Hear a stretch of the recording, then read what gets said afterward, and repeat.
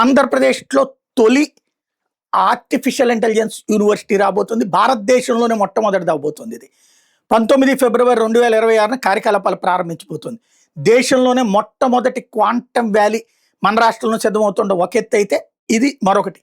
అలాగే మొట్టమొదటి robotics university కూడా మన రాష్ట్రంలో రాబోతుంది. ఏదైతే నాలెడ్జ్ ఎకానమీ అన్నటువంటి కాన్సెప్ట్తో ముందుకు తీసుకెళ్తున్నటువంటి సిచ్యువేషన్లో ఒకప్పుడు ఏదైతే త్రిబుల్ ఐటీ హైదరాబాద్లో ఏర్పాటు చేయడం, నల్సార్ లా university, national academy of constructions, national institute of fashion technology, నోమ్ valley, genome valley లాంటి అప్పుడు ఏదైతే తీసుకొచ్చారో చంద్రబాబు గారు ఉన్నప్పుడు, ఇప్పుడు ఆంధ్రప్రదేశ్కి సంబంధించిందంతా కూడా లోకేష్ టేకప్ చేసుకొస్తున్నారు.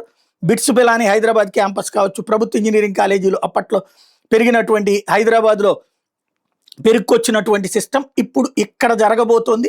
మనకి తొలి యూనివర్సిటీ అన్నటువంటిది ఇప్పుడు రంగంలోకి వస్తుంది. వచ్చే నెల నుంచి యూనివర్సిటీ కార్యకలాపాలు ప్రారంభిస్తామని చెప్పేసి ఐటీ కార్యదర్శి కాటమనేని భాస్కర్ చెప్తున్నారు.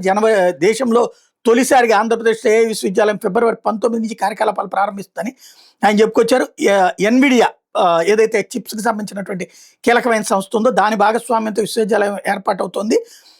భారత్ ఏఐ ఇంపాక్ట్ సమ్మిట్ 2026కి ప్రీ సమ్మిట్ కార్యక్రమంగా AI for public good demo day కార్యక్రమాన్ని నిన్న గీతం యూనివర్సిటీలో ప్రారంభించిన సందర్భంగా ఈ విషయాలు చెప్పుకొచ్చారు. ఒక ఏఐ ఏజెంట్ టూల్ని అందించే వినూత్న కార్యక్రమాన్ని ప్రభుత్వం అమలు చేస్తోందని చెప్పుకొచ్చారు. రియల్ టైమ్ గవర్నెన్స్ సొసైటీ ద్వారా ఏజెంట్ స్పేస్ పేరుతో రూపొందించిన ఏఐ ఆధారిత వర్క్ స్పేస్ పాలనా ఉత్పాదకత సేవల్ని మరింత మెరుగుపరుస్తుంది అన్నటువంటి విషయాన్ని కూడా చెప్పుకొచ్చారు.